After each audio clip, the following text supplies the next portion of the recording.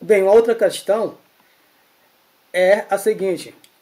Um balão ergue-se verticalmente com velocidades constantes de 10 metros por segundo. Em determinado instante, a 15 metros do solo, uma pedra é abandonada do balão. Despreze a resistência do ar e adote G, que é a gravidade, como sendo 10 metros por segundo quadrado. Na letra A é pedido, até que instante, contando a partir do abandono da pedra, a pedra continua subindo.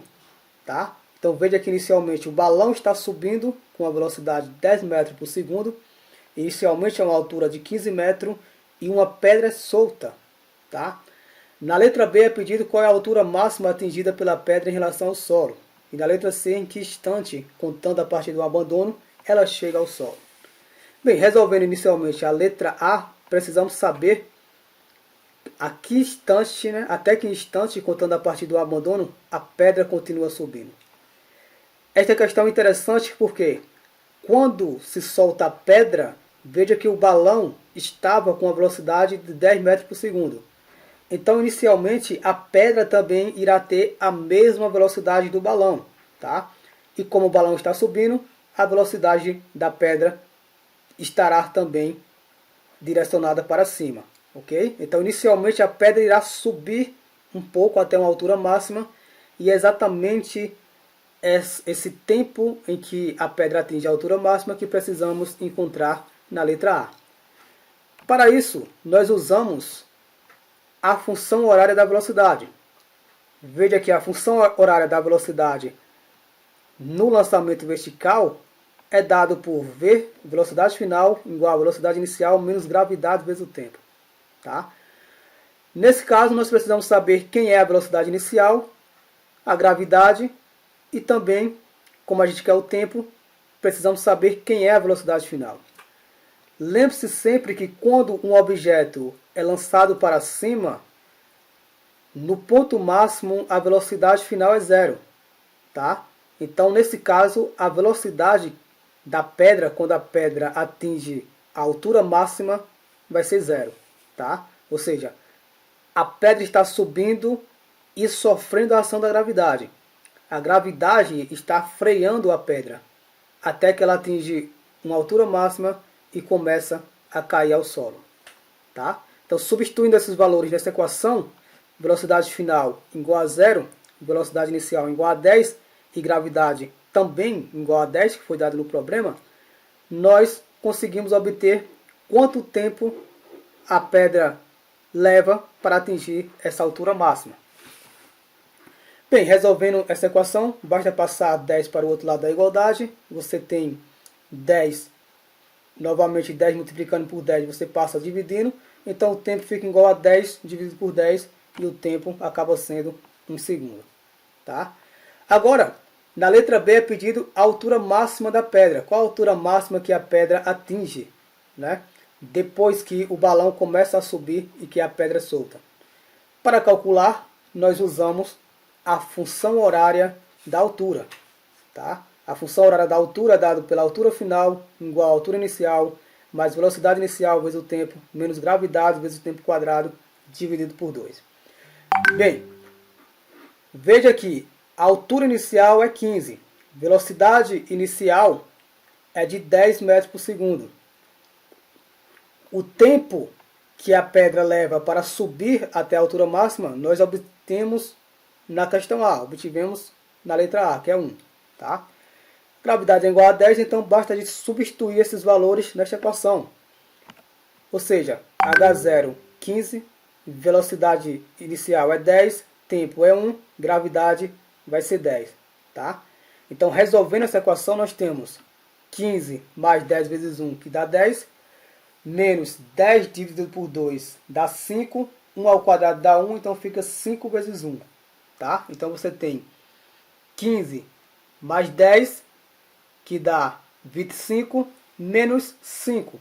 25 menos 5 dá igual a 20 metros. Tá? Então, a altura que a pedra atinge, a altura máxima que a pedra atinge, até começar a cair novamente em direção ao solo, é de 20 metros. Tá? 5 metros a mais em relação à sua altura inicial H0. Bem, E na letra C é pedida em que instante, contando a partir do abandono, ela chega ao solo. Tá? Ela vai subir um pouco e depois ela vai cair em direção ao solo. E a pergunta pede qual é o instante que a pedra leva para subir a essa altura de 5 metros e depois descer até o solo. Ok? Para calcular qual é esse instante, nós usamos novamente a função horária da altura. Tá? E aí nós substituímos os valores que nós temos. Veja que a altura final agora vai ser 0, tá? Porque a pedra irá subir e depois irá descer. Então a altura final vai ser 0. A altura inicial vai ser de 15 metros. Tá? A altura inicial vai ser de 15 metros. A velocidade inicial, 10 metros. E a gravidade, 10 metros. Tá? Então basta a gente resolver essa equação. Né? 10 dividido por 2 dá 5. Nós temos que 0 é igual a 15 mais 10 vezes t menos 5t quadrado. E aí você chega numa equação do segundo grau. E o objetivo é calcular um instante t.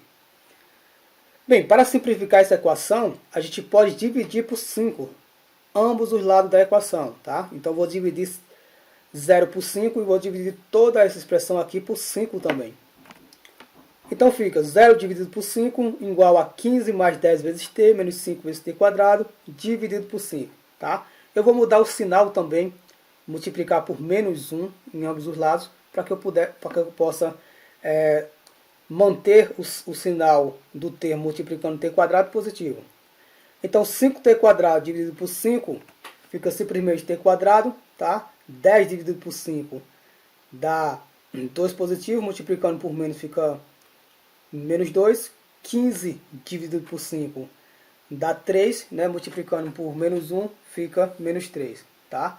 Então aí nós temos uma equação do segundo grau. T quadrado menos 2 vezes t menos 3 igual a 0. Sabemos que para resolver a equação do segundo grau, nós precisamos saber quem é os valores de A, de B e de C. Observe que o valor de A é igual a 1. Tá? O valor de B é o termo que multiplica T, é igual a menos 2. E o valor de C é igual a menos 3. Uma vez obtido esses valores, nós substituímos nesta relação, tá? Que é a solução de uma equação no segundo grau. Nesse caso, substituindo B por 2, né? Você tem menos 2 na verdade, então menos com menos dá mais, você fica com 2 positivo, mais ou menos raiz de menos b ao quadrado, tá?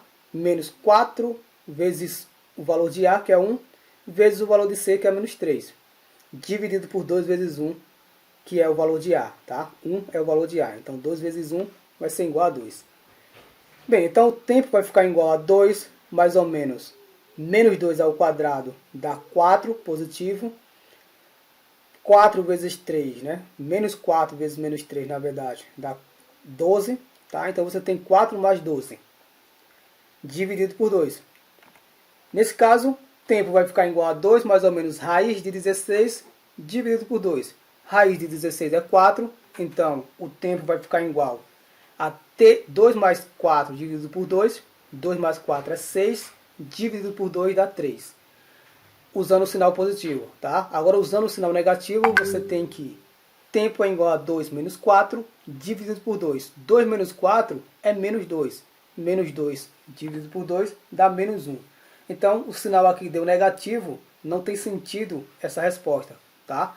A resposta correta seria t igual a 3 segundos, que deu o sinal positivo.